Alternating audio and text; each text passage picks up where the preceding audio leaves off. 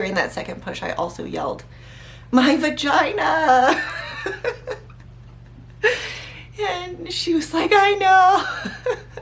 It was so funny, but like I just was so scared that I was just gonna rip entirely open.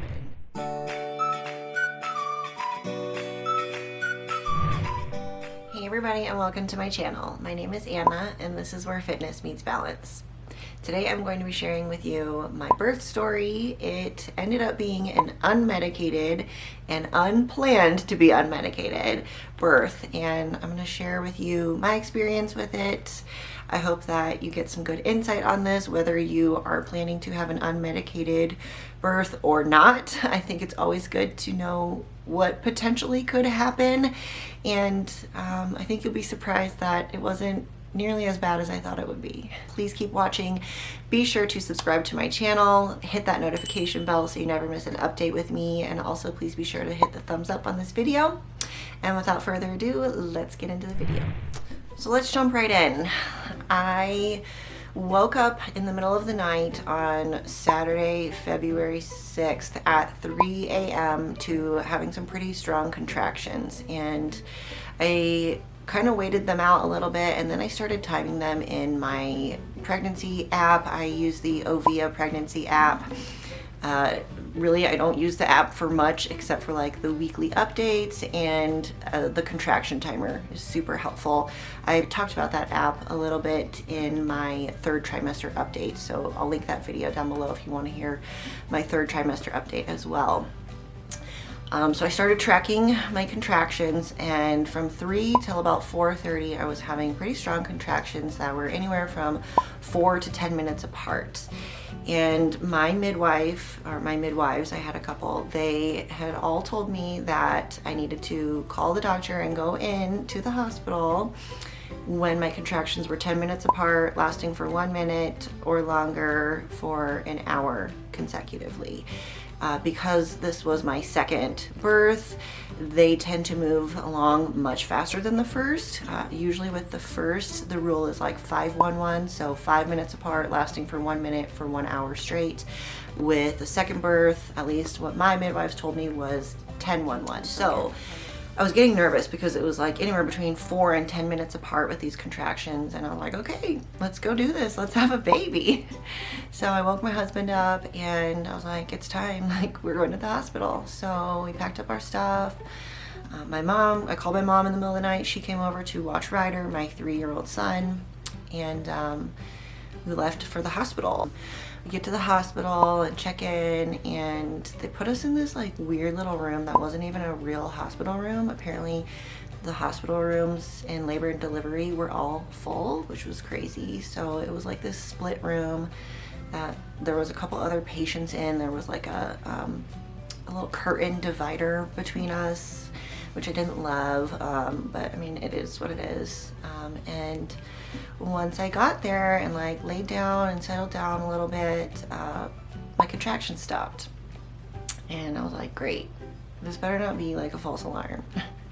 So they checked me, they checked my cervix, and I was only at 2 centimeters, and that's what I was at my last appointment, maybe a week prior, just about a week prior to going into the hospital. So not a lot of progress. And so I waited there for, I would say, maybe 2 or 3 hours at the hospital. The contractions were kind of on and off at this point. They weren't consistent anymore. I was having them, but they weren't getting closer together. She checked me a couple more times, and I was like 2.5 centimeters. So I was getting discouraged. My first birth, I was in labor with my son for 20 hours. I got to the hospital with him, and I got my epidural very quickly. I was, I think, only 4 centimeters, and once I got my epidural with my son, my labor slowed, completely slowed. Like I basically laid there and took a nap for like 8 hours until it was time to push. So with this one, I wanted to wait. I didn't want to get my epidural right away because I didn't want to slow things down even more. The nurse came in and was like, well, I think we're gonna send you home. How would you feel about going home? And I was like, honestly, yeah, I'm fine with that, because I really missed Ryder. I was so sad, like, that he wasn't there with us, and I was so tired and I really couldn't sleep in the bed. I couldn't get comfortable, so we went home and I basically just went to bed and slept on and off. Guy watched Ryder so I could rest, and I was still, like I said, having contractions, but just very sporadically, and they were strong, which was much different from my first pregnancy, because the further apart the contractions were in the first pregnancy, the less painful they were. And then as they got closer together, they were more painful, they were stronger, they lasted longer, which makes sense, because that's typically what happens once you go into active labor. So anyways, I took a nap and I was having contractions. I was waking up from my nap from having strong contractions, and I was timing them still. And they were just about 20 minutes apart. And so I was like, okay, just wait it out. And then I finally got up, and then my contractions started getting closer and closer together. And then again, they were 4 to 8 minutes apart for a minute or longer, and they were getting stronger. And I felt so nauseous. I felt so sick. And so I called my midwife again, and we went back to the hospital. And we get there, we go back into that same janky room that was not even like a real room. And again, my labor slowed. So as soon as we get there, the contractions slowed down. They weren't as consistent. And I just felt like stupid. So again, we just waited. I got a ball and I was bouncing on the ball. We like brought our laptop and we were just watching Netflix. And at this point it was probably 1 o'clock when we checked back in the second time around. And so we just waited and waited and waited, and I was like 3 centimeters at that point. And, you know, we're watching our show, the nurse comes in and things were slow, and she's like, well, we have a lot of planned C-sections and planned inductions today, so that's why you don't have a real room. They're trying to clean a room for you, but how would you feel about coming back on Monday? Keep in mind, this was Saturday, and I was definitely in early labor, not like active labor at that point, but I was like, no, I'm not going home for a full day and then coming back for you to like break my water and induce me on Monday. I was like, there's no way I can labor this out at home for another day. She was like, well, how would you feel about if we sent you home with an Ambien so you could sleep for the next day? And I was like, are you actually offering that right now? Like, no, I'm gonna stay here. Like, eventually at like 5 o'clock, things started speeding up, and I just remember the contractions getting way, way more painful. And Guy was so sweet. He held my hand through every single contraction. They were getting to the point where, you know, I couldn't talk through them. I had to like pause our show every time, and then they started to be about 5 minutes apart consistently for a while. And she checked me and I was at a 5, so it was 5 centimeters. Then they finally moved us into a real room, and at that point I was like, okay, I'm ready to talk about pain options, like pain management at this point. And I was like, what are my options? Because I was really scared to get that epidural too soon and then slow everything down again, because we had already been there, you know, for almost 12 hours at that point, or I've been laboring for 12 hours. I didn't want to slow it down again. So we get into the other room, and the nurse in that room, they switched shifts, and this nurse was just amazing. Amazing. I'll get into more detail on that a little bit later, but she was like, okay, well, again, I was really nervous to get the epidural too soon and then slow everything down again, as I was already finally progressing in labor. So we ended up doing a half a dose of fentanyl, and if anything, it like just barely took the edge off. I still felt every contraction so strong. If anything, it almost just kind of like made me a little woozy feeling, like not so much the pain management, but it almost made me kind of like high feeling. I don't know, it was just, that's all, the only way I can explain it. And I was like, okay, I feel pretty good. And we didn't have an allergic reaction, so I asked for another half dose of the fentanyl, and then I felt fine. Again, the contractions were strong, but it was what it was. I had told her at one point, I feel so much pressure. I feel so much pressure down there. And she was like, do you feel like rectal pressure? And I said, yeah, like kind of like I had to poop. And she's like, oh, you said the magic words. And I was like, what does that mean? And she's like, well, we're gonna check you. So they checked me, and I was like a 7. At that point, it had maybe only been 20 or 30 minutes since we got into that room, since I got my IV and I got the fentanyl. So I was progressing really quickly at that point. And I was like, okay, well, like, let's get the epidural. I'm ready, because I was in pain. I was starting to really, really be miserable. Then the anesthesiologist came back in. His name was Joe, by the way. Good old Joe. He came back in and he was trying to give me the epidural. So how they do that is you sit cross-legged, like on the bed like this, and you like round down like this. So my husband guy was here. He was like holding my hands, my back was rounded like this, and he was trying to administer the epidural. And I also have scoliosis, so my spine is curved and it has like subluxations, and it's not straight up and down when you look at it from behind, which can be very dangerous with an epidural, because if he were to poke like 1 millimeter off, he could potentially paralyze me. Even if you don't have scoliosis, that could be a potential side effect. Anyways, he was having a super hard time giving me the epidural. I'm telling you, it felt like forever, but Guy said it was like about 20 minutes. He spoke to me and he was like, which side are you feeling it on, left or right? And I was like, I don't know, because he numbed me because the needle's so big, it hurts. And I was like, I don't know. So I was just guessing, because at this point I was like not in my right mind, because I was in so much pain, and I was starting to get really frustrated because I was in a lot of pain at this point. And I said to him, I was like, come on, Joe.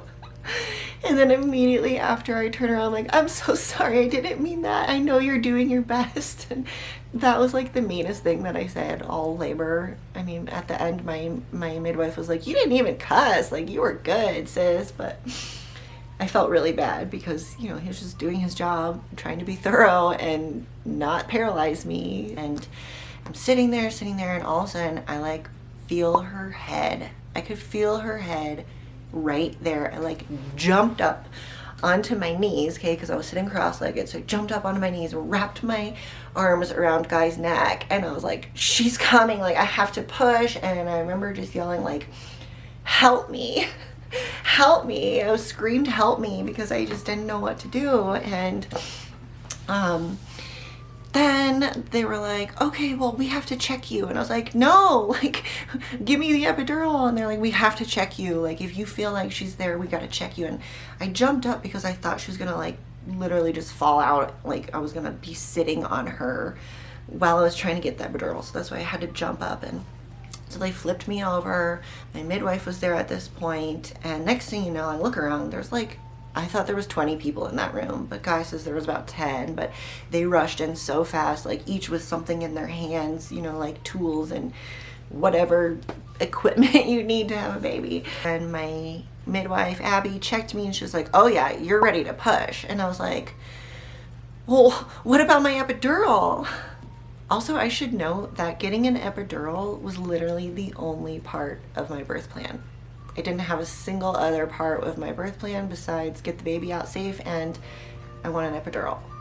That didn't happen. So, you know, I think with anything, just be prepared. Be prepared for whatever may happen, and just know that you're equipped no matter what happens. You've got this. This is what our bodies were made to do.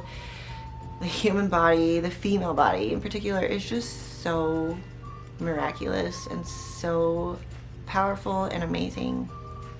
So anyways, she's like, it's time to push. And I was like, wait, Joe, where are you going? Like, I was yelling for Joe because I still wanted that epidural. I was like not ready to push. I pushed for 2 hours with my son Ryder, and it was exhausting. It was like, I can't push for 2 hours without an epidural.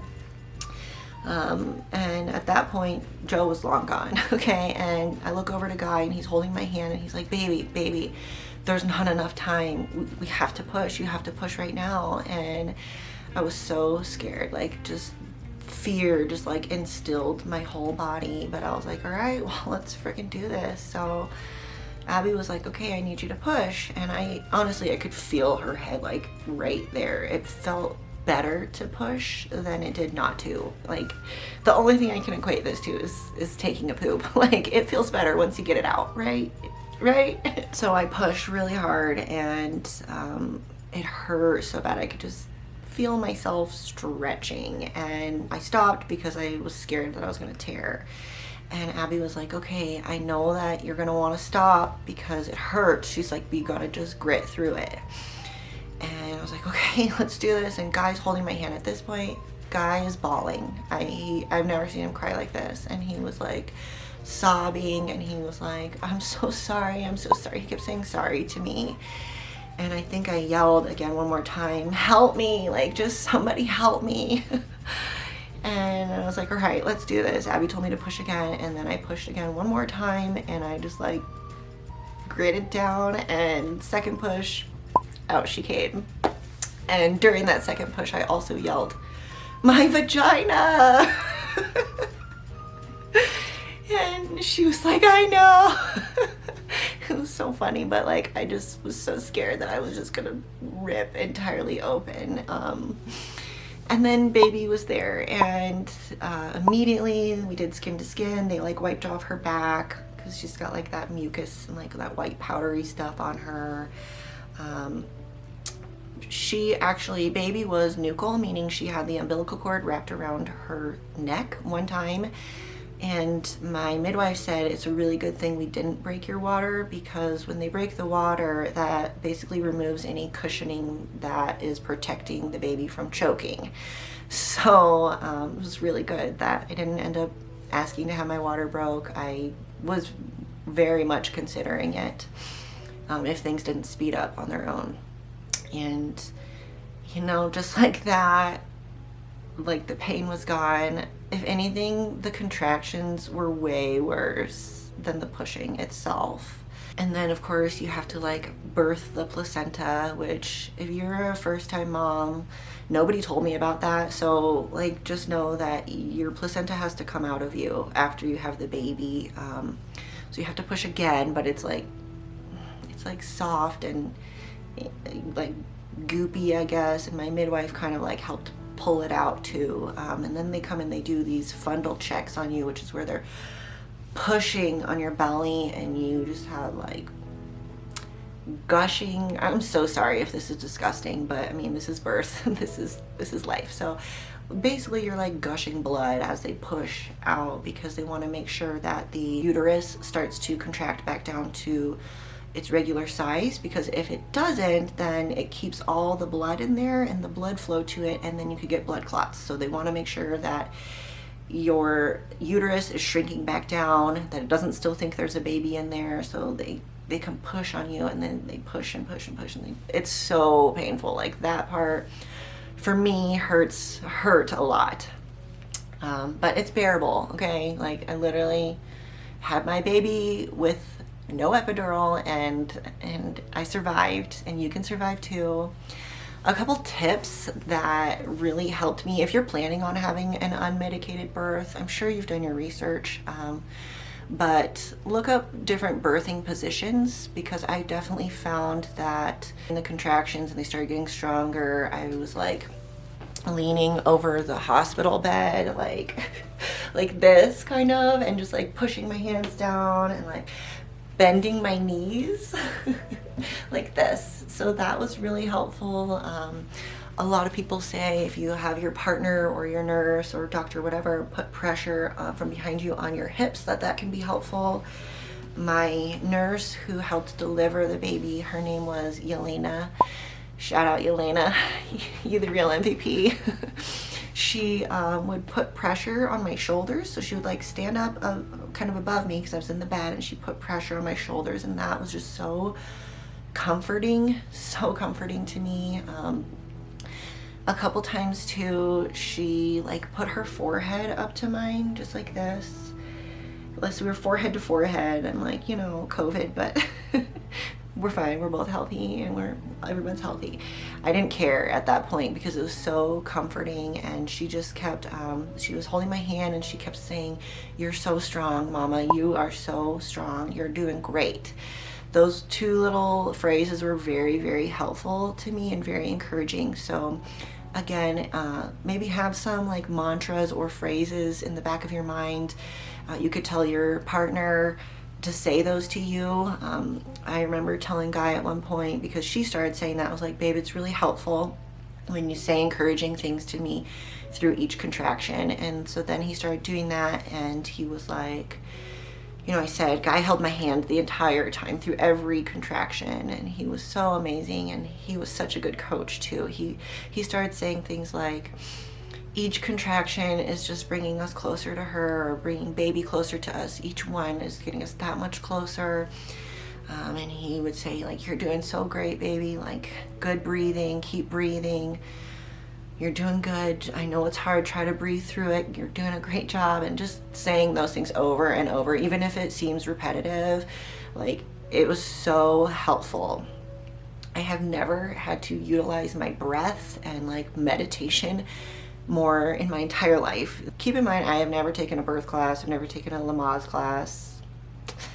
That's just what I chose to do.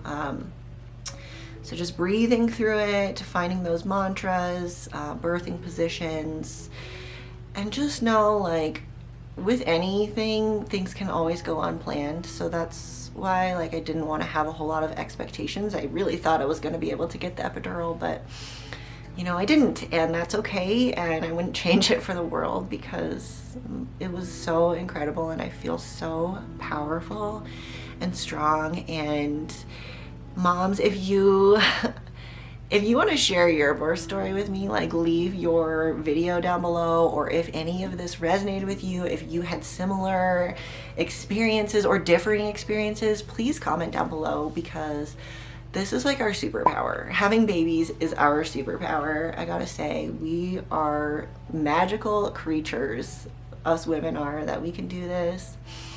And I'm just in so much awe of my body and how powerful it is.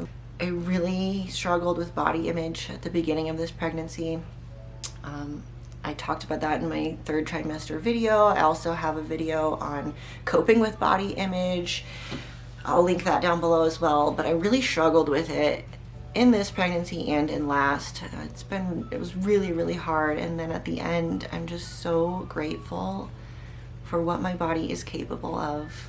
And it's just so enlightening and so powerful. So that was my birth story. If you are still listening, I love you so much. Please don't forget to hit subscribe, click that notification bell so you never miss an update with me, and also please be sure to hit the thumbs up button on this video. And until next time, I'll see you next time. Mwah.